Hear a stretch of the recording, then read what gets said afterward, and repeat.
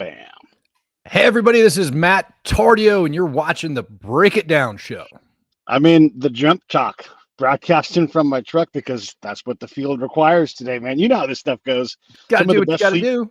Yeah, man. Some of the best sleep I've ever had is in the most uncomfortable places. But that's what we do. So I appreciate you coming on. You and I know a lot about like modern combat and how these things work. And here's the thing I've noticed. And I've had John Spencer on the show a bunch of times. There's so much clear. People call them psyops. It's actually information operations that are going on. There's adjectives in front of things. There's adverbs where you don't need adverbs. These are hints that you and I know. We read it and you're like, there's bullshit there. I don't know what the bullshit is, but then you dig deep and you're like, they're referencing shit that was wrong 5 years ago that we know now is wrong, right? So does it frustrate you when you see this kind of stuff going on where you're instantly alerted that someone's trying to influence as opposed to inform? Yeah.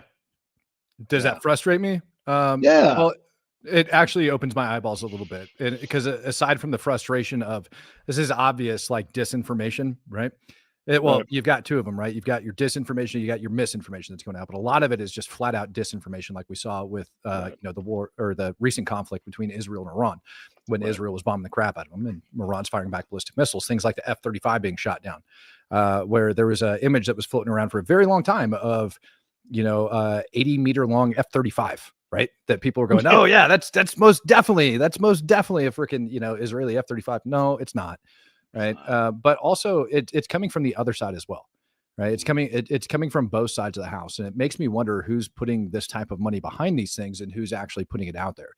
And you start paying attention to some of the bigger accounts. And what I discovered over on X anyways, is you can take some of those key words or those key adjectives that you just described in conjunction with, like Israel, Iran, Russia, Ukraine, and you put those together and you just throw it in the search. And what you'll end up seeing is a bunch of people at the exact same moment in time end up publishing all of the same content. And so it's very obvious to me that it's a bot farm, it's misinformation. And then you have people copycat off of that because they go, oh, that's a great post. And then it just spreads like wildfire. Right. Yeah. Yeah. I did a thing with John and he said unequivocally, like there's no genocide. And he's talking doctrinal, legal genocide, between Israel towards the Palestinians. And that's just a fact. And that's his job, is to look at this stuff and he goes to the ground, he talks to folks, and it instantly just goes haywire. Like people, they flock to that feed, and so of course I'm incentivized, right, to publish in that way. But that's not what I do. Like I talk about the truth and talk about the things from experience point of view, that kind of thing. But it's almost like the machine itself craves this kind of rage bait misinformation, because it's sexy to say there is no genocide between Israel and Palestine. It drives the machine crazy, and people flock to it and they chum up and they get fed. Yeah, I think it's a little bit deeper than that too. I mean, the genocide statement is one thing, and that is very clear disinformation that goes out there. And I could just throw numbers out there and just start debunking it left and right, and people will still go over and they question it. Issue that I have is that it wasn't gotten in front of ahead of time. It just came out. And once you get people that are like that kind of ingrained in their beliefs when it goes down to it, particularly on the genocide matter, and then you present them with actual facts, I don't want to believe it, or I don't believe it, or I'll look into that later, and they never do. I have these discussions with people all the dang time. I had a guy, I went to the No Kings protest last weekend or the weekend before, I forget. Everything just went now, right? Went to the Kings protest, and I talked to a guy, an older guy. He's 60, 65 years old, and he goes, yeah, my problem is a lot of misinformation that's out there floating around. Okay, well, where do you get your information from? Mainstream media mostly. Okay, what channel? MSNBC. Okay, cool. Yeah. And he goes, well, what do you think about what happened? The senator that got arrested over in California for busting in to the DNI. Was it DNI speech? I'm trying to remember who was giving the speech when they. I mean, was it the DNI? I know that is it Secretary of Interior, Noam. She had hers. Oh, yeah, it was Noam. It was Kristi Noem. Yeah. Thank you. Yeah, it was Kristi Noem. So Kristi Noem, thank you very much. Yeah, so it was Kristi Noem that was giving her speech, and he busted in. The guy tries telling me, yeah, no, like he went in there, he identified who he was, and all he was doing was trying to ask questions. And I said, you didn't watch the full video, did you? And he goes, no. And I go, because if you watch the full video, it's very obvious. Number one, that he intended on this to happen. He had one of his staffers that was with him walking behind him with a camera. right? Having his phone out, filming the entire time. He walked Yeah. straight into the room, started shouting. He didn't identify that he was a senator until after law enforcement already trespassed him from Right. the area. Yeah. And but that's not the message that got put out. And it is clear disinformation. I'd call it misinformation, but it is clear disinformation based on the entirety of the video. It's just not how it unfolded. And yet people get this and they're too lazy to go do it. I don't trust anybody. I even tell my own followers, like, you verify everything I tell you, because even I get stuff wrong. Right. There's so much out there. It's insane. Well, and oftentimes, like right now, there could be news breaking in this conflict because it's fluid, and you and I both have been in times where like, well, that all changed while we were talking, and you find out something's different going on, and so even that, like, that's not purposeful mis or disinformation or malinformation. It's just, I wrote a long missive the other day because I had a bunch of friends asking me like, "Are we going into World War III?" It's a great question, right? And so I tried to say, look, no, I don't see a path to World War III right now. I mean, things can change and cue to nuclear attack, and all of a sudden you're like, oh, never mind. But like the middle is a very strong place to be. I don't know everything. I don't know what's going to happen, but there's a lot of people stoking fear, and I'm 100% with you on this. If I want to understand what Donald Trump says, I listen to the man, and I listen to the whole thing, and I don't, and then you'll see the cuts of people's opinions on what he said. Like, but I heard him talk, and whether he's lying or not, I don't care about that. I'm listening to the source. I'm listening to the press secretary. I know that all the press secretaries tell their version of the story. That is their job. So that's fine. All these folks, when Hegseth and Kane did their briefing, that was a world-class briefing for somebody who's never sat through a military briefing. It was fantastic. And even if you don't want to believe it, you've got to not believe it in the face of all that expertise being thrown at you. Yeah, and the facts that end up going into it. And that's that's the other, I mean, just starting with the Iranian conflict, it seems like there is a lot of people, between Iran and Israel anyways, it seemed like there was a lot of people since Trump went into office. I've been following the Israeli war very close, everything that's going on in Gaza, Lebanon, West Bank, Syria, the entire Middle East over there right now. I've just been in that sucker balls deep. And what I noticed almost immediately after Trump getting elected was people coming out and making claims in stark contradiction to what their policies are. And it didn't matter if it was Mike Waltz, Donald Trump, like whoever, basically that Trump's going to abandon Israel. And the moment Trump came out and said, I am going to go into talks with Iran, it was Trump wants to allow Iran to have nuclear weapons. Trump wants to allow Iran to be able to enrich uranium. Steve Witkoff made a statement on, I think it was Fox News. And when you listen to the entirety of the statement, he didn't say that Iran's going to be allowed to enrich any uranium. And it was the context in which he had said it, which made people believe that in those little short clips that were floating around. Right. People know that, and they put that out there. But the Trump admin had been very adamant since he got into office, and even prior to that, Iran should not be allowed to enrich uranium. And every single official that he has that engages in the Middle East has stated that over and over and over again. Over and over and over again. And yet that information is not what was being put out. What was being put out was that he wanted to allow that to happen. That's part of the deal. And what it was doing is it was taking that Israeli base that he had actually kind of won over and just started shifting everybody away from him, right? Like the amount of people that try to tell me that Donald Trump hates Israel and that Donald Trump is not is on the side with Iran is insane. Same thing when it came down to Russia. I hear it all the time in the Ukraine space. Donald Trump hates Ukraine. Oh, no, he doesn't. No, he doesn't. No, he's also not loyal to Ukraine. He's loyal to the United States of America. And he's got a lot of things to look out for in the best interest of this country. Yeah, I'm no Donald Trump advocate or anything. Like, he's not the kind of guy I would elect. But here's a fact, and you know how this goes. He is the elected guy, and he is the boss. Joe Biden was the boss. Yeah, and so Joe Biden can say we're not going to enforce border law. He gets to say that. Donald Trump gets to say we're going to enforce border law. If you're here illegally, you should go home. We'll buy you a plane ticket. He gets to say all these things. So that's the first premise we have to understand, is that these guys get to do this. They got elected. They're doing what they think is the will of the people, and the people will correct them eventually. So let's talk about it, right? You got three different branches of government, right? Let's go elementary school on some people, or maybe high school level. I don't know where they're getting at, right? But you've got your legislative, judicial, and executive branch. Right. Legislative branch does what? They draft the laws. Yeah. Right. Executive branch does what? Enforce the laws. That's right. And then your judicial branch interprets the laws. So when Trump comes out and he says, we're going to start deporting people because this is the current law of the land, and I am going to use that law of the land and to get them the hell out of here, there's nothing illegal about that. Right. And yet they're trying to act like he's acting somehow outside of his presidential authority when everything is in black and white. Saying that these illegals that they're rounding up and kicking out of the country, well, they have a right to a fair trial. Well, no, they don't, because you don't understand the law. Right. The moment that Abuego Garcia, was that the guy that was the MS-13 member? Yeah. Yeah. And MS-13 is now what? It's a designated foreign terrorist organization. Right. It's a designated FTO. And as a member of a foreign terror organization, do you think you're entitled to a visa, or do you think you're entitled to anything for that matter, or asylum? Yeah. Right. The answer is no. And you're subject to immediate deportation because he was already known. And there's only a couple different agencies federally that get to determine, and it's not a judge. A judge doesn't get to sit there and say, this person is a gang member. DHS does that. The FBI does that. Not a freaking federal judge. Right. And he was already identified as that, as a gang member. Already identified. And so the moment he signs an executive order, all of a sudden he's a terrorist that works for a foreign terror organization, subject to immediate deportation.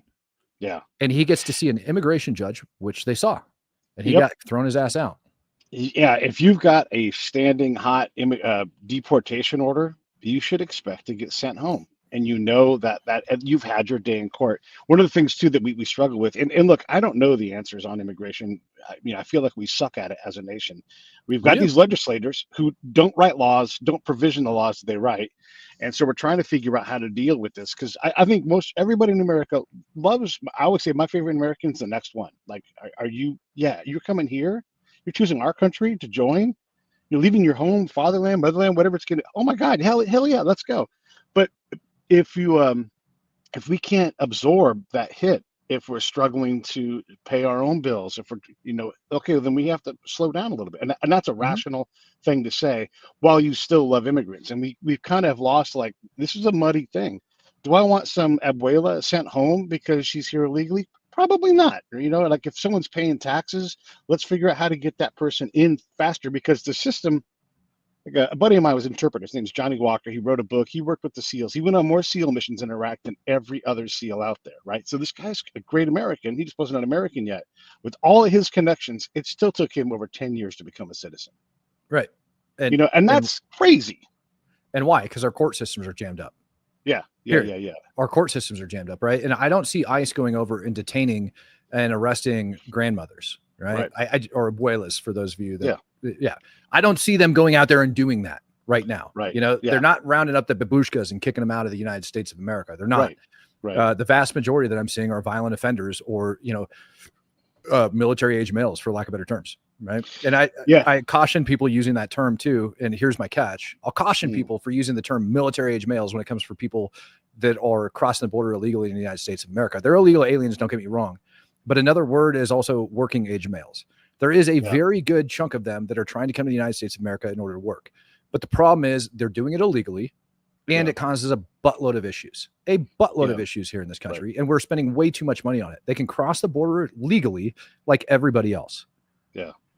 Yeah, and we should build more capacity for that, right? To make that process better. But also, there's Tom Homan saying, I'm tired of women getting raped and killed and kids trafficked, because that is one of the byproducts of this much access. And so we're trying to have this national conversation. And so there's in between all that stuff is the answer.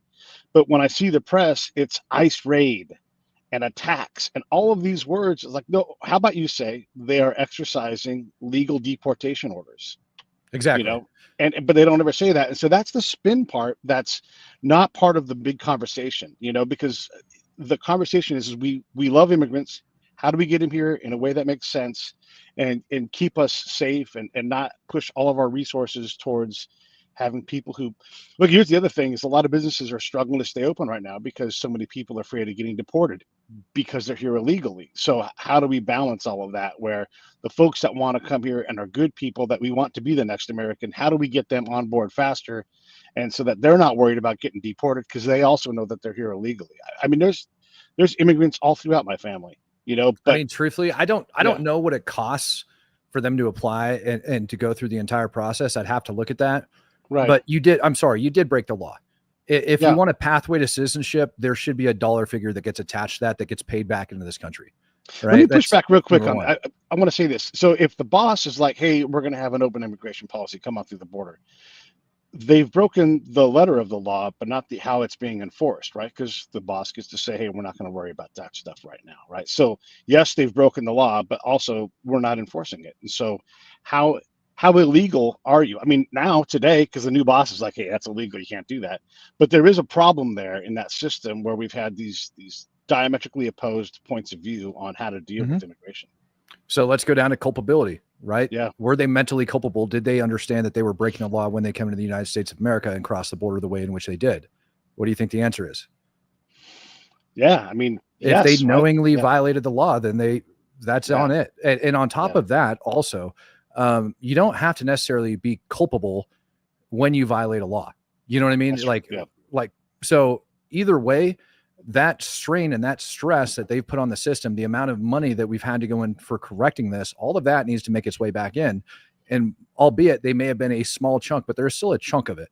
And I'll yeah. even add one more on top of it. Mm, The same routes that they're using to cross the border, right? It's bad. I watched a video the other day from a friend of mine that was down on the border, and it came off of one of the cell phones that was down there, and it's literally of the cartels threatening Chinese illegal immigrant, if you will, with a gun to the back of their head, threatening the family to finish paying the rest of the money, right, yeah, to get them back into the country. Horrible things like that take place. But the other thing is, those are human trafficking routes going north. They're also human trafficking routes going south. yeah, yeah, I'll say that again. They're human trafficking routes going north, but they're also human trafficking routes going south.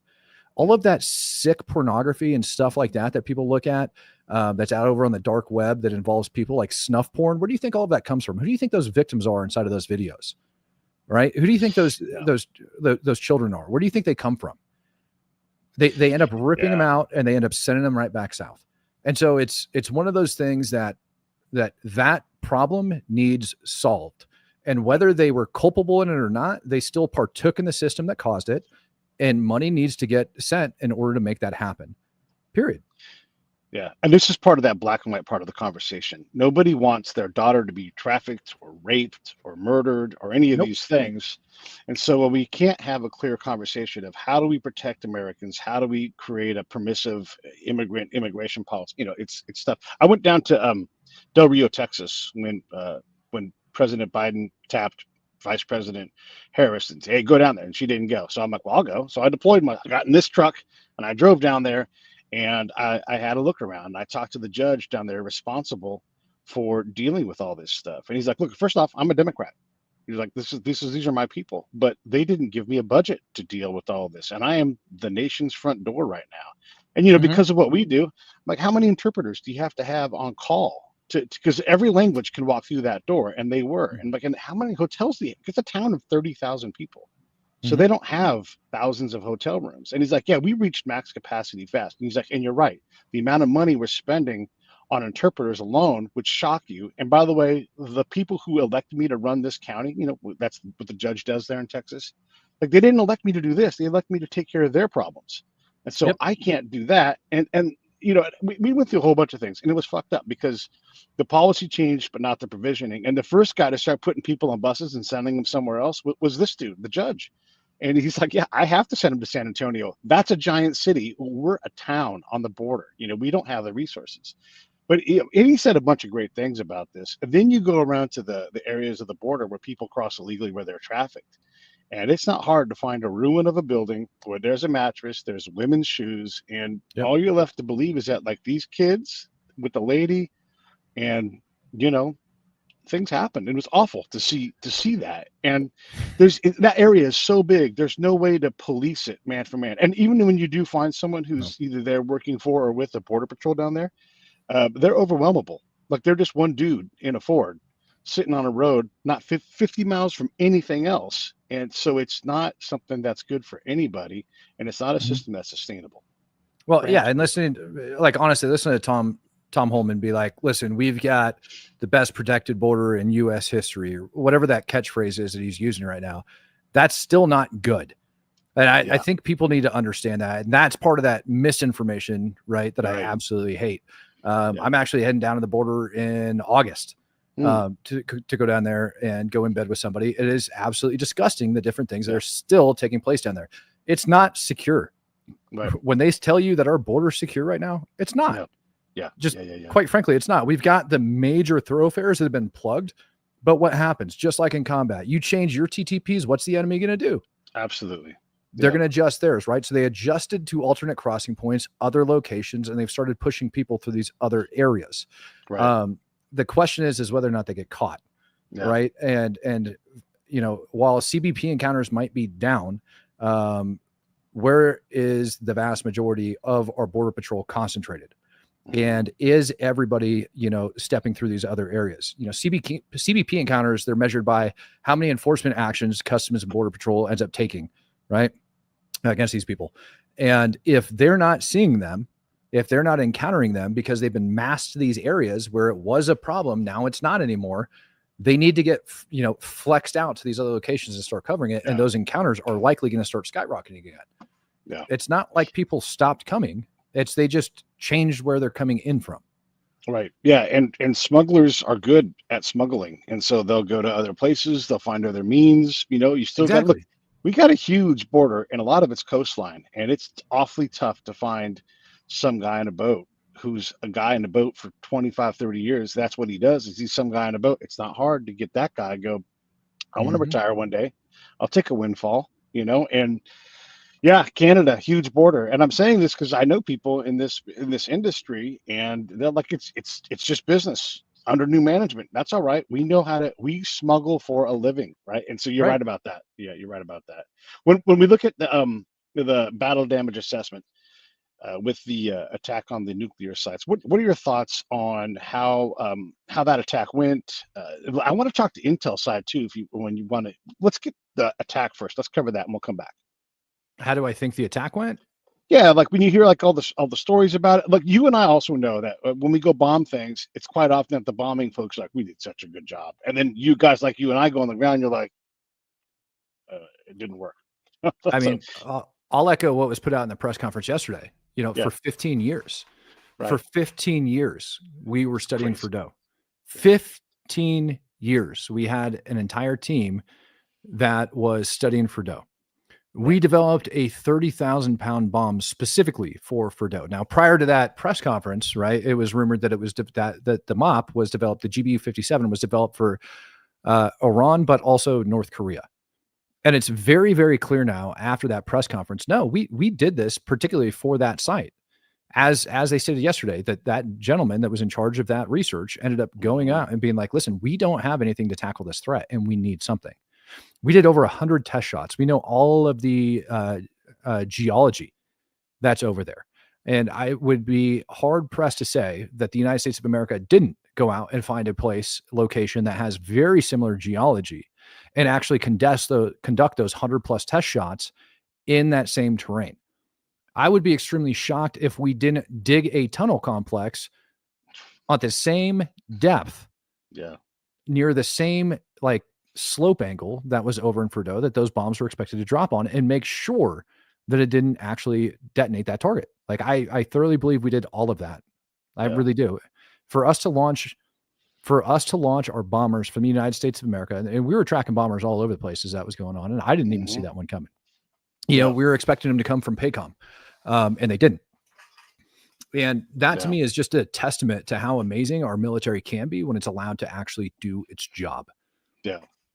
Yeah, there's a lot of dudes who sit in the bottom of a building and they think of that next thing. They work on the nuclear attack in Iran. They work on, how do we win in Afghanistan? And they do this for decades.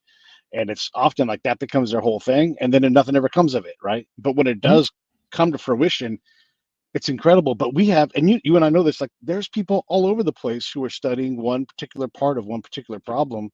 And when it all works well, it's got to be terrifying for anybody who's an adversary.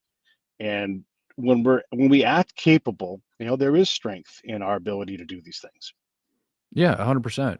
And do I think that we destroyed that site? Absolutely. Just for those reasons alone, you don't spend that you don't spend that amount of money for that long and drop that bomb without the knowledge that it's going in there. And I'll tell you something else. They said that they did over 100 test shots with the GBU-57, right? To dial it in, over 100 test shots. You know how many we actually had in our inventory estimated? No idea. 20 to 30 estimated. Wow. That's it. And so the Yeah. fact that we dropped half, like Yeah. like easily 50% of our actual Right. capacity of those munitions, and that's all we dropped, and Yeah. that's all we kept in inventory, is Yeah. pretty telling that we knew exactly how that was gonna go. Like, you Yeah. just don't need Yeah. more than that. Yeah. Yeah, and on a grand scale, we do operations like this all the time. It's just a sand table. We did a sand table, but with giant bombs, and you're 100% right. We'll go find the exact mountain replica. They'll go out, and the thing is, for anybody else, it seems like that's impossible scale, but no, no, no, that's okay. There's a guard engineer unit that needs to work on drilling, and guess what they go do? They go Bingo. drill an air. Exactly, and it all comes They don't together. And the get told what guys they're doing it for, but they do it Right, anyways. right, exactly. Yeah, yeah. The guys who fly jets all over the big western states, they're out there doing that. Oh yeah, bombing run. Yeah, we've done that, and you absolutely simulate these things. But everybody is involved. You probably have some Marines that go do some assaulting on a similar term. All of that is designed because we do have these missions in mind, and our training is built for that. And it's incredible that we have all that Mhm. capability. Yeah. Yeah. So I have no doubt whatsoever that we ended up, and then the other portion of that, which was, Mm, well, Iran ended up moving all of its material, all of its enriched uranium out of that site, yeah, and that somehow we weren't able to catch it. And that's what the regime wants you to believe. That's yeah, funny. That's really funny, especially after you learn that we have been watching them for 15 years. You mean to right, tell me that we somehow took our eyes off of all of that the day before?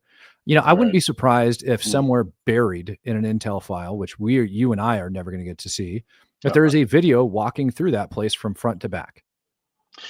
I was well, okay, I wanted to get into the intel side of this, right? Because we're not talking much about this, but so if anybody doesn't know, if there is a best intel organization in the world, like man for man, woman for woman, it's probably Mossad.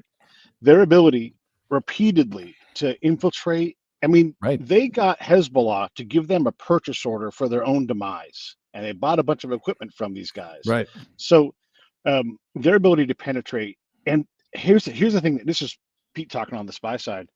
When you have that kind of penetration in Iran, now everybody who's in charge in Iran is looking around, going, "Who isn't a spy?" And so for Mhm. them, they will see spies around every corner, which causes a lot of chaos for them. It's hard for them to talk to anybody. They're afraid to log onto a computer. They don't want to use. They have to change phone. Like, Mhm. it is like we talk about old deal battlefield, like when the troops get crazy and they run. This is Mhm. the intel version of that, and that's just that one effect from this whole operation. Right. Yeah, the amount of intel that's on the ground over there, and yesterday there was an alleged drone strike that took place in Tehran as well. Mm, Um, and who is it? Was it Ishmael Haniyeh that got killed over in Tehran last year? yeah. Um, yeah, so when Haniyeh got killed, everybody was sitting back trying to figure out, okay, well, how did that happen? Because Mm, he was, there under the invite from the regime. He was staying in a secure location where they keep their VIPs over, you know what I mean, and on and on and on. And it was rumored there was an anti-tank guided missile that ended up going in his window. It was rumored that it was an airstrike. It was all of these different things that it was rumored it was.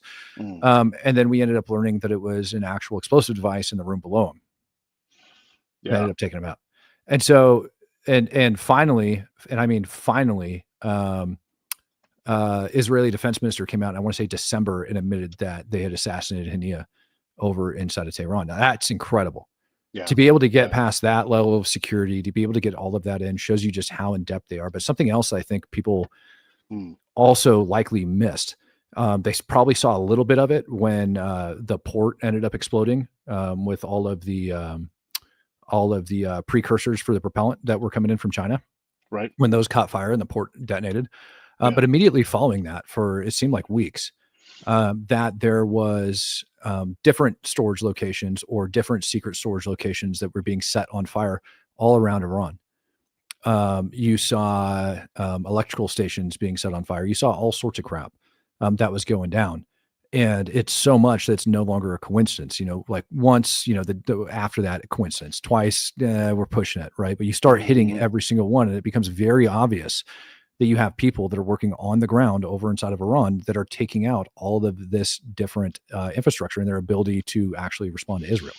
So I think a Yeah. lot of that, a lot of those were leading up to the shaping operations of, attacking Tehran or Iran, the Iranian regime, in order to make sure that their responses were very limited. Once they end up shooting what they can't just quickly reproduce everything and come back and try to wipe everybody off the face of the planet. It forces them to use their munitions in a pretty dang limited capacity.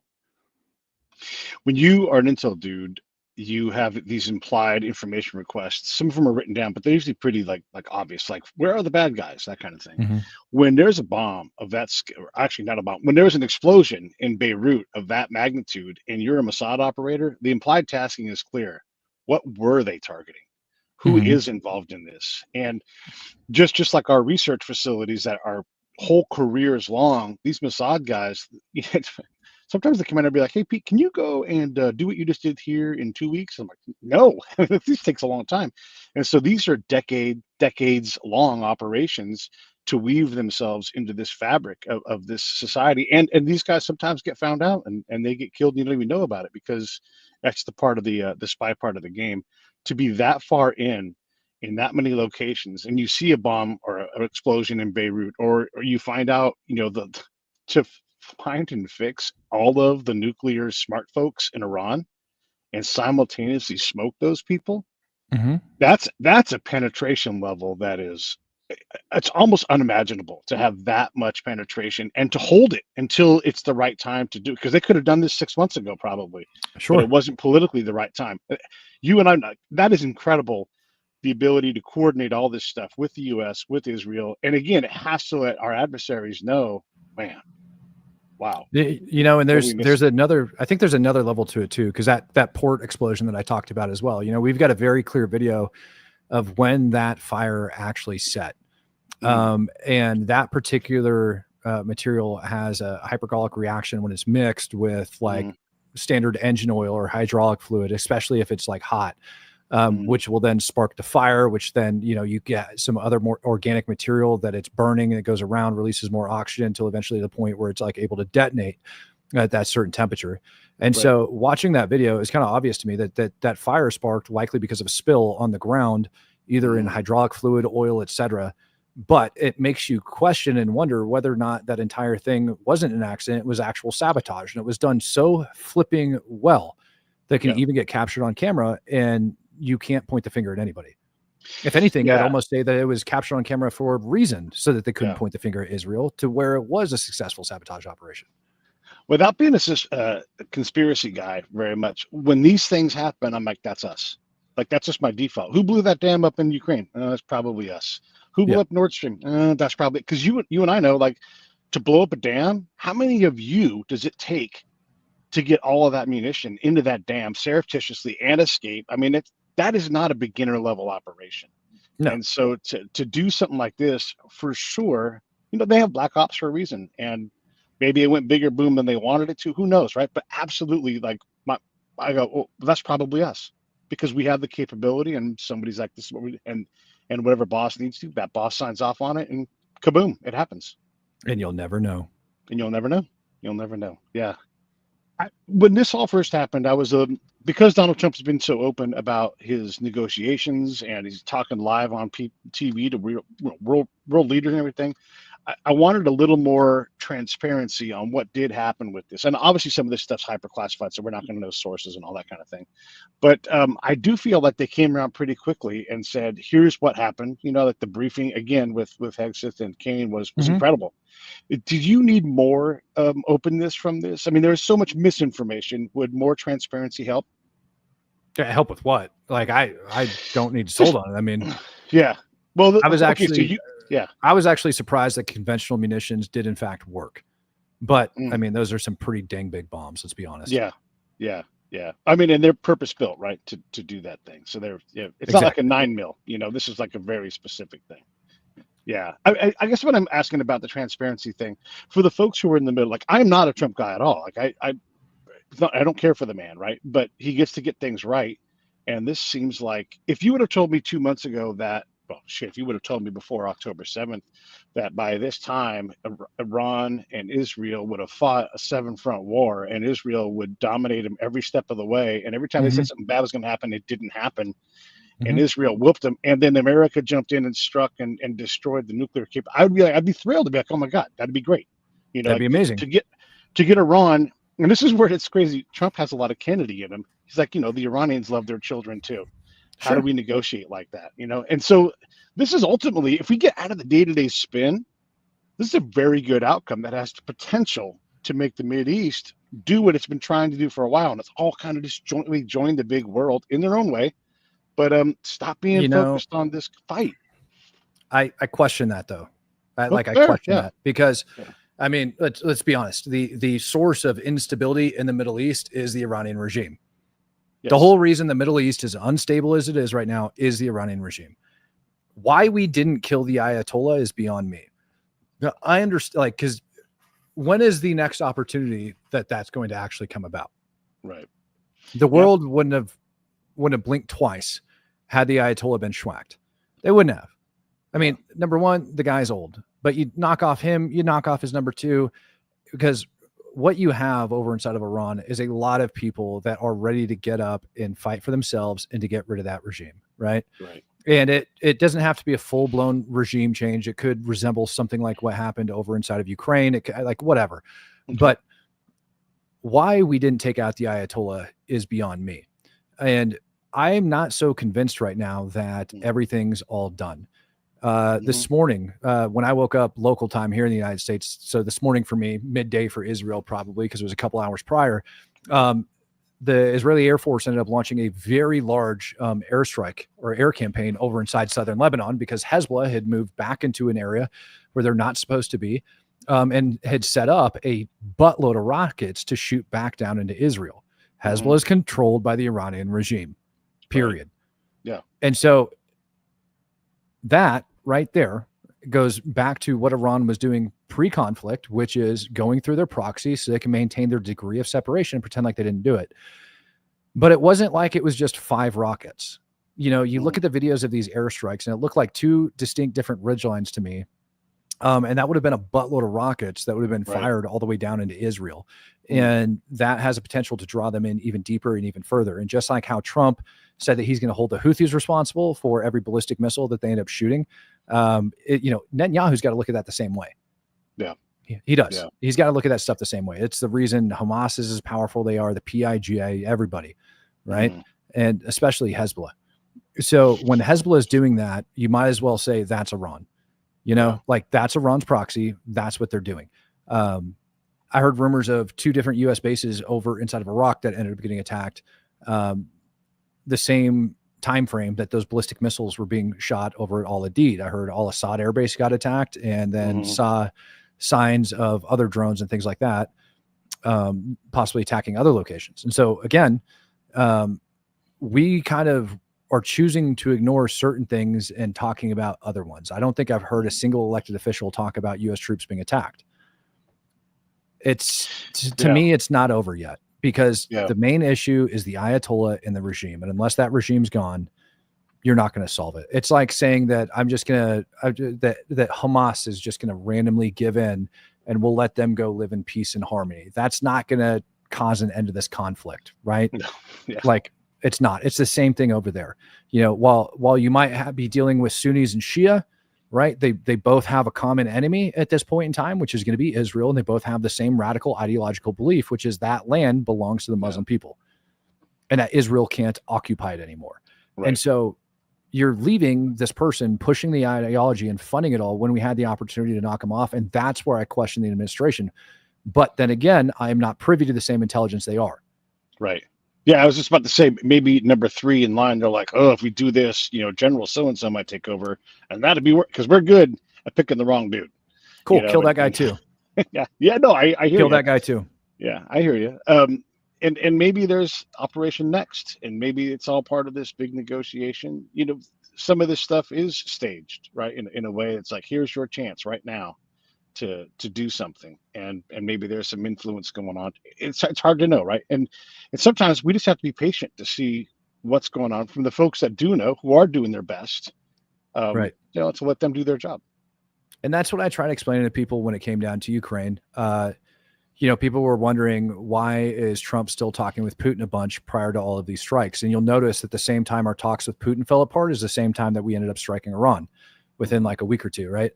The reason is because if we would have actually struck a deal with Iran, if we would have done that, who is going to go in, who is going to disassemble, who is going to like be in charge of all that crap that Iran's actually going to allow to come in that has like Yeah. good relations. And it's Russia. So there's a lot of geopolitical crap that takes on at the exact same time. But the moment everything in Israel, or the moment, everything between Ukraine and Russia fell through, is the same moment that we're going to be striking Iran. That was like the trigger for me to be watching. So it happened. It's also possible that everything's not, well, you know how these things work.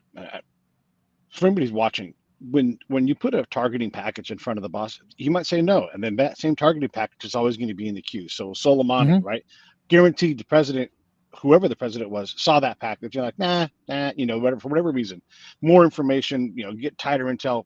We sort through these things. So it could be that there are a lot of negotiations going on, and maybe I don't know. Let's say UAE. It's like, hey, we're down to look at the Abraham Accords, but you can't kill the Ayatollah. That's going to cause problems for us, or whatever it is, right? And I'm just making up countries right now on this. But there was a bigger conversation, right? That happens, and so the geopolitical environment is hot right now.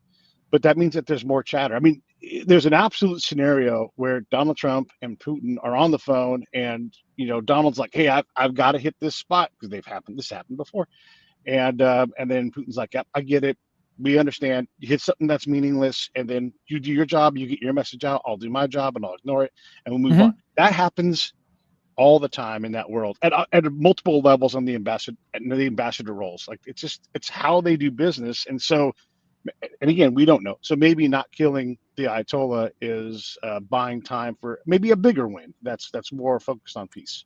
Or maybe he thinks he needs some more political high ground to stand on before he assassinates a leader of a country, which could be that, look, we gave him the opportunity for peace. He or to, just basically give up his program, and he chose not to do it.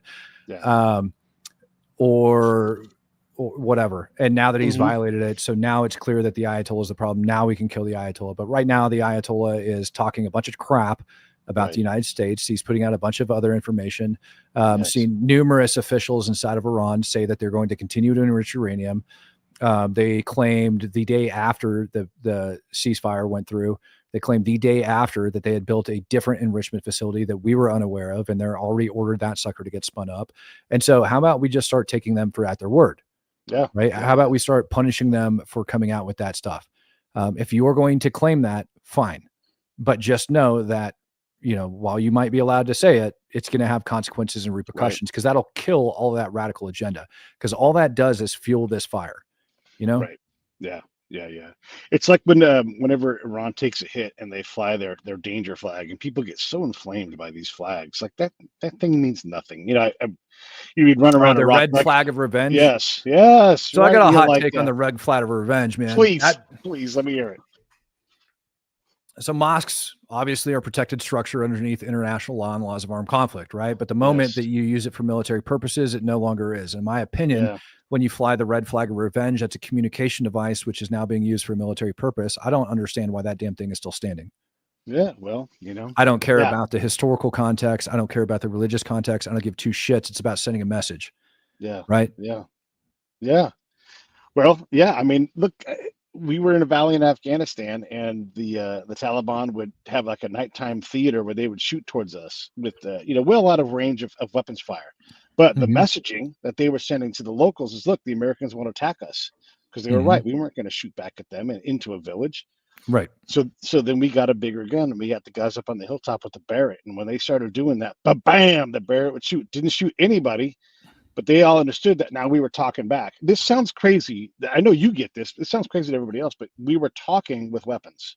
And it is and you know what happened? They knocked off the dinner theater at fake attacks, because they knew that there was a Barrett out there hunting, and nobody wants to stand in front of that thing and go like, let's play around like we're doing war. And it stops it. You're right. So there's a real thing with that. Like, if you're going to fly that flag, if you're going to threaten the existence of the Israeli state, the Israelis get to believe you, and the Americans and the United States. Yeah. And the United States. Right. Yeah. And he's like, look, he's like a cute old man. He's like, we gave a smack to the face. Like, all right, that I can ignore. But when you talk about using a nuclear weapon on somebody openly on X, or you celebrate October 7th on October 7th, that's stuff that gets you killed. He's playing life and death games, and so there is a chance where he does get taken out. And the only reason why he's alive is the good graces of somebody else. That's correct. Yeah. Well, like Trump flat out said, we know where you're at. Yeah. So what do you think is next? Like, what's your sense tell you about this whole conflict?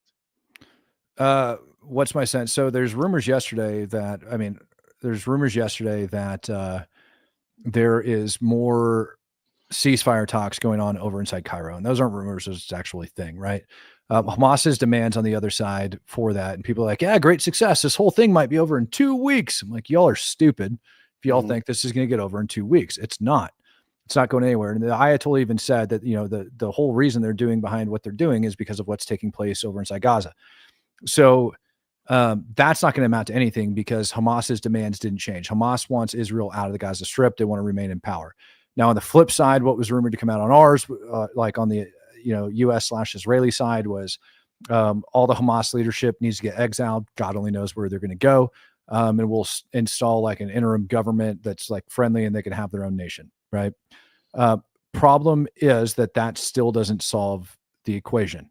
Right? Because the equation is not that Hamas is in existence. The equation is that you had a population of 2.1 million people in a fenced-in area by their own causing, right? To where they have been bred year over year over year to hate Jews and that the land of Israel belongs to them. Yeah. And so what you have to do is you have to change that entire mentality. And that's not a 1 week process. That's a decade-long process where you have to bring in tons of people from other locations. So I think that's going to be ongoing. And I think Iran, as long as the Ayatollah remains in power, they're going to go back to doing exactly what they were doing with a degree of separation. They're going to start supplying the Houthis. They're going to continue to supply Hezbollah. They'll likely use Hezbollah because Hezbollah has a very strong force. The UN hasn't really done shit about it. There's people that are stating that Hezbollah has been pretty much, dismantled and all this other crap. I can show you videos of Hezbollah climbing on top of UN APCs and hanging their flag. Right. It's a freaking joke. So I would say that Hezbollah is going to launch an attack next. You want my opinion? That's been very quiet for a very long period of time. We saw them do their attempt a rocket attack now. I think Hezbollah is going to make a comeback. So we've seen Donald Trump have what I would consider progress with NATO. Everybody's like, "Hey, we're paying our bill now. You're right. We're stronger doing this ourselves. We don't have to rely on you." So we've seen what today is pretty good progress there. Is there any rescuing the UN? I'm not saying the UN is 100% bad, but it's way more bad than it is good. Is there a way to fix that? You think? No. Okay. Yeah. No, I don't. I get the same feeling. I don't think there's any way for us to fix the UN, just like I think the government in California is a complete total loss. Yeah. Oh no, we're good. Look how nice it is outside. Huh? I was just looking outside. I'm like, look how nice it is. Yeah, we got our problems here, just like everywhere else. But what are you talking about? Problems? Sheriff's department over inside of what sheriff's department was it? You know what I'm about to say? No, because there's so many sheriff's departments. It's hard to know which sheriff. I want to say it was like L.A. County. It could have been L.A. County. I had to double check this. It might have been L.A. County, but after we bombed Iran, they apologized. Oh my God. Yeah, I was going to say, I don't know which way you're going to go because you got the contrary sheriffs and you got the compliant sheriffs and who knows, right? Yeah, here's the thing. Here's how you explain California to everybody. Everybody and everything in California has rights, and you get to go to court to settle it. And what that does, that turns California into this conservative place. Not politically conservative, but the mechanism just is locked in because everybody's afraid of change. So we're battling ourselves, admittedly, but it's awful nice here though. So I'm not too mad about it. I mean, the sheriff apologized to Iran. I don't know. These guys got to get elected. You want me to look it up real quick and read you the quote? Because I'll do it. It's freaking ridiculous. I believe you. I mean, I'm positive that some sheriff did that, and it's all ridiculous. It's just like the lady. But it's not like a little one that's in charge of a municipal or a tiny little county out in the middle of nowhere, dude. I'm pretty sure it was L.A. County. Let me.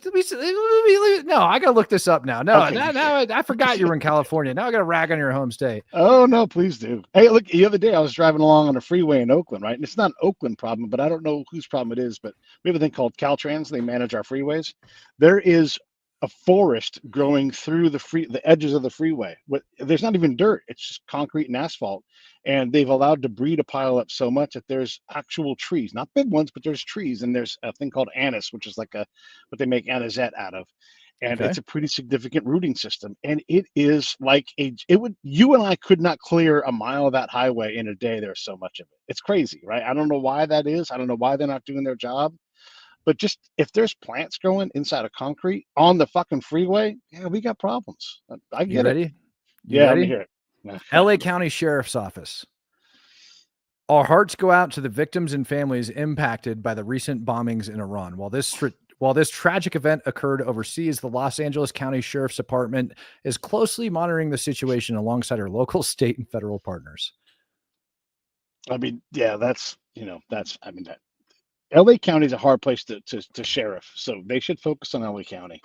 Yeah, I hear you guys got other problems out there, you know? Yeah. That county is how complex that county is. I think there's a 13,000-foot peak in LA County and a beach. Yep. And they aren't that far apart. And there's a million languages. There's plenty to do at home, Bob, or whoever his name is. We get distracted by shit like that. And there's no need to apologize for that. That's federal policy. You're a county. Just stay in your lane, you know? They're worried about getting lit on fire again. Yeah, well, you know, it was a bunch of Palestinian nut jobs that were running around lighting those dang fires. Yeah, and that's the other thing is in the news we'll see. I'm all for the people's right to protest, and that's codified. We love that, right? But someone who's lighting fires, someone who is damaging property, is a vandal, is a rioter, and we've got to start calling these things what they are. You get to stand on the police's face and point your finger and scream at them, and you might be approaching assault at that point, but you get to do that. You get to do something close to that, right? But if you throw a brick at somebody, you're going to jail. All bets are off. Well, they should have been doming those people's foreheads is what they should have done. That's lethal force. Yeah, it is. That is lethal force. They should have been shooting those people, and that's what pisses me off. You know, people get away with that stuff because they're not facing the consequences for their actions. Yeah. All that would have taken to make that end was that once that brick, and it should have happened before those bricks actually hit that freaking trooper in the head. Yeah. But that is lethal force. That is a lethal force scenario. They should have put a damn sniper in the building and started picking those people off. Period. Yeah, I mean, I don't know that the answer is that, but for sure, here's what I will say. Yeah, how many of those people do you think would be standing around after somebody got domed? Yeah, I don't know if it helps. Do law enforcement officers deserve the right to self-defense? No, they absolutely do, right? And they should act, would you agree that a rock being thrown from an overpass or a big boulder being thrown at people's heads is lethal force? Or it can at least cause great and or serious bodily injury? Sure. Yeah. Attempted. So what is the response to that? You're allowed to kill that person. No, you're allowed to kill that person. You don't have to do a damn thing. The rights of those people, and this is the problem with this country, is the rights of those people that are breaking the law are more protected than the rights of the law enforcement officer that just wants to go home at the end of the day that's trying to prevent the damn chaos. If you want that shit to stop, you start putting bullets in those people as they deserve. Yeah. They were trying to kill them. That's harder response That is not a situation where I wait for half an hour to get enough cops together, try to get enough tear gas to go over there and just detain that one individual. There is a much quicker way to solve that problem to protect those officers' lives. And it's bullshit that anybody in any law enforcement capacity whatsoever would risk their own officers' lives for a longer period of time. What if a Molotov ended up entering that situation? Yeah. No, I mean, you can't throw a Molotov cocktail and say you're not breaking a significant law, right? Yeah. You have to do something. What if somebody would have walked over a can of gasoline and just started dumping it down on both sides? Yeah. And they just started offloading fuel and then they chuck a Molotov down there. That's a situation that you must end, and you must end it quickly. And it pisses me off that they put those officers' lives at risk. I don't know that shooting people, preemptively or even afterwards. That's not preemptively. They're using lethal force. There's nothing preemptive. They're using lethal force. They made their choice. Right. A brick in the hand can be voice, possibly, right? And once you throw one and then there's a problem, sure, maybe there's something there. But why not arrest that person and give them due process and have them go to jail for a long time? Because the totality of the circumstances, which is you have 30 officers trapped underneath that bridge, and you had a massive crowd. numbered in the thousands on top of it. And what you're requiring is one, those officers underneath the bridge to further risk their lives by sitting there. In any of those violent scenarios I just presented may have came up. They've already shown the ability, the capacity, and the willingness to use lethal force against those law enforcement officers. At what point do you say enough? How much longer do our law enforcement officers have to get injured and killed because we're too busy worrying about somebody else's rights that they already gave up the moment they decided to engage in lethal force? Right. But I just don't know that it's that simple. I mean, I understand what you're saying, right? And I'm not saying don't do something about this, right? But killing somebody is not going to, that's also going to cause a problem that I don't know that it actually makes people stop. But also when we put people in jail for this, let them keep going and keep putting bullets in their head. I'm not saying let them keep going. I'm not saying that. But we don't do a good job here in California of saying this person committed this crime. His name is Dave, or whatever his name is, and he's going to prison for 15 years. We never hear the back end of the story. We love our car chases down here. We never hear what happened. That person that you watched in October, that person is now in jail and will be in jail for however many years. And so that you can learn, like, oh, actually, there's consequences. It is as if there are no consequences because even if they're there, they never talk about it. And so that is part of this thing. If I went out today, got a brand new credit card, put 25 grand in credit on it, and just went and blew it on dumb shit, went off on a vacation, is that anybody else's fault but mine? I mean, the bank maybe, but whatever. It's the bank, right? But even they are going to look at it. He's got to, and I go, you know what? I'm sorry, I can't pay it back. And everybody else has to deal with this. As a matter of fact, because I made my bad decision, I'm going to require somebody else that's completely and totally not involved in this situation to have to give me money to make up for that. When you are using lethal force in a situation like that against innocent people, and believe it or not, law enforcement officers are victims of situations like that. They are the victims of a crime, and they have every right to self-defense that I would. If I was stuck underneath that bridge and people are chucking rocks at me and my family, you bet your blue ass I'm going to be doming people. Like, you don't get to do that. Just because they're law enforcement officers doesn't make their life worth any less. No, 100%. I'm with you on that. And if people don't stop, great. That's one less communist in this country. Yeah. I mean, I'm not going to want to, I think the police have a higher responsibility to try to maintain peace, because also it gets crazy fast if you start murdering people in the street, and that's how it's going to be pitched, right? Either way, whatever it is, I mean, we're not going to agree on like where the line is, and it doesn't really matter if we do or not. We do in California have to do a better job of doing a better job about that stuff. And there's also a lot of legitimate protesters that go out and protest, and I think that's wonderful. That's like exercising our civic rights. With that. Yeah, but we also those protests, you got to stay within the confines of the law. Yeah. And it all starts off small. And the moment those people started obstructing sidewalks, the moment they started obstructing freeways and highways, the moment they started doing all of that and denying other people their rights, that is where law enforcement is supposed to step in. And when they don't, that's when it gets to the point where you've got thousands of people on an overpass using lethal force against law enforcement officers because we didn't enforce the littlest things. Yeah. Well, and they do things like run amok in the law with vehicles and harm people in other ways. They break into businesses, and again, it turns into a riot. So I don't know where the answer is. I don't think it's doming people, but I also understand that sentiment, because that is, you can't throw concrete at people. You can't throw milkshakes at people and try to harm them on purpose. You should go to prison for that. And I'm not saying to dome somebody for throwing a milkshake. Punch them in the face and get them in custody, whatever. It was concrete in a milkshake container. Oh, right. Yeah, that's what I was talking about. So I don't know. No, you're fine. It is hard, right? Trying to figure out how do you let people be angry and speak out and be heard and all these things. And again, it's just a couple of people that can agitate and go crazy. Now the mob is nuts or whatever, or by design, the mob shows up and they go crazy. It's a mess, but I don't know. I mean, I'm not sure what to do about that. I don't think you can schwack people. Yes, you can. Easily. Okay. Yes, you can. It is perfectly legal. Look up California revised statutes. Have at it, boss. Yeah. No, I'm sure there's a justification being used against you or somebody else. You're allowed to use lethal force in order to stop that action, and that is exactly what they should have done. And I would say, how about this? If we backed it up before that and stopped calling them protesters or mostly peaceful protesters, if we said there was a riot and lethal force was used to quell it, but everything before that, like, we did all these things to protect, and we were left with, it escalate up to that point. And I know you can jump from zero to the top, but we don't even do a good job of that. We let people get a little out of control, and then that becomes the norm, is a little out of control, and then that gets pushed, and now there's cars on fire. You can't damage someone else's private property. You can't light people on fire. You can't throw concrete at them.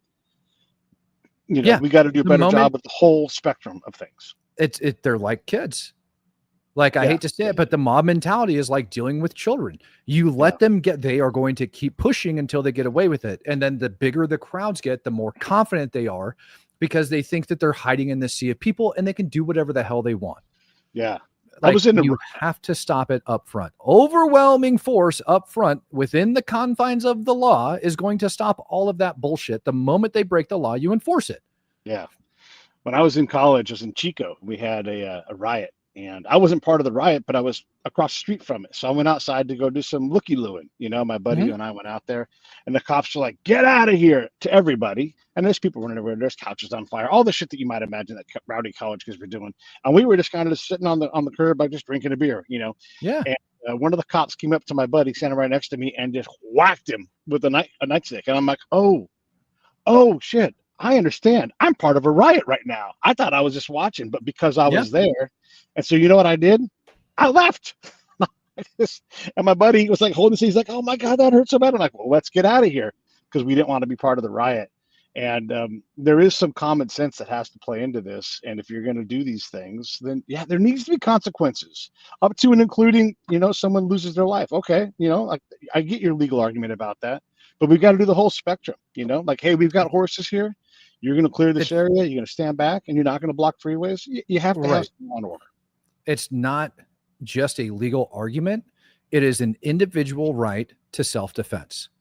Individual right to self-defense, and it's an individual right. And what's happening is we are forcing law enforcement officers to take on greater risk and risk their lives. Why you're getting such shitty cops these days that are coming in? Because all the ones that have common sense like me are saying, the hell with that. I'm not dealing with it. Because it is no longer worth it. It is no longer worth it. No, you're right. You're right. There's a bunch of cops that are like, I've got a home. I can do something else. I'm not doing this, and they've left because they don't trust their command. They don't trust the system in general. You're right. And they're not allowed to. And so I know of a cop who got into a fight in Central Valley here in California, and was fighting for his life with this person. And there was no help coming, not in time. And the first thing they did was he had to stand in front of a board because of the actions he took trying to fight for his life with a felon. And yes, you have to account, but there was no help coming. It was him and this other dude, and he didn't anticipate he'd get into a half-hour long fight, but that's what happened. Right. And I don't know what the conclusion of that story is right off the top of my head, but I think it ended up working out, but ended his career for sure. Because how could you ever go out again knowing that there's no help coming? And that nobody has your back on the other side. Right. Yeah. And what else that turns into, and I'll tell you something else that turns into too, is it makes your streets less safe. Because before, where you'd have proactive policing and guys would go out and they'd get the job done, right? And they go after these people, they stopped doing it. And they stopped going after them, and they stopped doing it because when you're doing that proactive policing, that's when you're actually going out and you're finding those violent offenders and you're stopping them before they're doing what they do. But cops stopped doing that in places like California, Colorado. You freaking pick one, man. And they stopped doing it because not just, while they might be perfectly within, like state statutes, while they might be within their local statutes, while they might even be within their department policy, they'll still get strung out to dry. I got a buddy that got an officer involved shooting last summer. He's still riding a desk, and the entire thing was cleared. He was cleared hot a long time ago. Yeah, it was clear. And the DA, even knowing that he's got Supreme Court case law that backs him up, and you're talking about somebody that fired shots at them multiple times, that was a fleeing felon, right? That ended up doing all of these things. And it was a good, clean shoot by the book. The district attorney's office still condemned the officers involved in that shooting because she just didn't like how it went. Yeah. No Yeah. legal And grounds, no nothing, just yeah. condemned. And so now you got officers that pulled violent criminals off the street. Violent criminals off the street. They didn't know who they were Right. targeting. I was not talking about it because it still isn't like fully public yet. Right. Yeah. But they took violent people off the street that were probably going to kill somebody else that night if you knew the background of what actually like happened there. Hmm. And instead, you're taking those good officers that are doing good work, Hmm. Hmm. that are doing that crap, and so now your community is less safe. Yeah. And Yeah. because you're forcing those officers not to want to do it. And meanwhile, these cops are worried about their job, not because they did anything wrong, but because the DA just didn't necessarily like how it turned out. Yeah. You know, No, I mean that sows mistrust. And if you're the guy on the ground, you know, yeah, you need to know the people behind you. I've watched the commander weigh a career in his hands right there. They kill someone. Okay, tell me the details. And they sit there and they think Article 15 or good shoot, and that person's not even in the room when this is being decided. And so mhm, if you get a bunch of those things where it's like, oh, the boss is against, so we all have a thing called rule of engagement, everybody, and they give you some basic guidelines, and what it amounts to is, escalate force, right? But if they disagree with your escalation of force in real time, you can become a murderer. And for the most part, in a combat zone, it doesn't happen. But I have for sure seen several times when they aren't sure about it, and then the boss decides, and it's always gone in the way of, I think, actually, for one time it didn't, but it always goes towards like that. We'll give the credit to the guy on the ground. However, get him out of that turret, get him in a different job. We don't want to put him in that situation. Not because it's a penalty. It's like that's too close. Get them somewhere else. Get them out of that stressful situation so they don't have to deal with that again. At least this deployment. And that's exactly, man.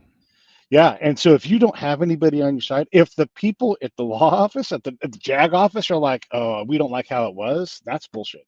That's bullshit. Yeah. It's either a And I clean watched sheet that or it's not. happen with an airstrike that I called in, right? Mm, And it's one of those things. It's like this is an enemy fighting position that was responsible for killing people, hmm.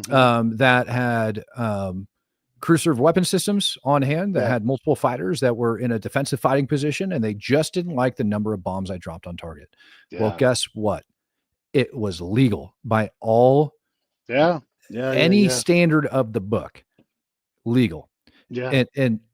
And I am tired of this shit because that's Yeah. what weakens our military. That's what weakens our law enforcement, and that's what causes people to get killed. Yeah. It You makes just it reminded me. more dangerous. It reminded me of a similar story, and then we can wrap this up. And thanks for coming on the show, man. It's always great talking to you.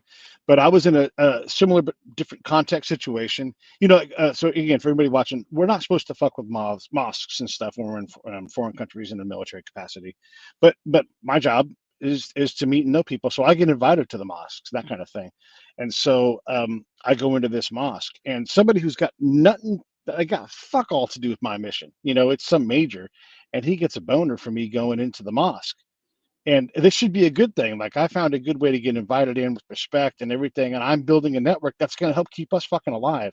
And this Mhm, guy wants to wear me out and has enough influence that I have to go and speak up. And I I don't know anybody like that because I'm in the field doing my job.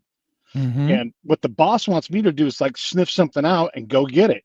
I don't want you waiting. And so luckily the commander had my back and he was able to squash it. But that changed how I had to operate in that area now because some dude didn't like what I did when I was doing my job because the letter of the law was stay out of mosques. And I'm like, you don't know the first fucking thing about what I do. And so just get out of my way. And it changed how I operated in that area because of that, because I'd lost the trust of the people in town and I'd lost my trust in the people in the command because it was too close. Yeah, mhm. it sucks. Yeah, you're right. Well, listen, what else do you want to say before we wrap this thing up? Thanks for coming on, man. It's super fun talking No, to it's you always. always a good time, man. It's always a good time. Yeah. I got nothing. I got nothing. I got nothing. All right. Everybody, this Trust is but verify. How about that? Trust but verify. yeah. And watch your adverbs, especially, and watch your adjectives. If they put the word billionaire in the word, that's bullshit. If it says shocking, that's bullshit. All these words are bullshit words. Do you have any key bullshit words you want to share before I wrap it up? Bitcoin, like Yeah. anything that says crypto in it, just tend to Uh-huh. avoid those Uh-huh. people. Most of that All right. shit's a scam. Yeah, I love that's it. yeah.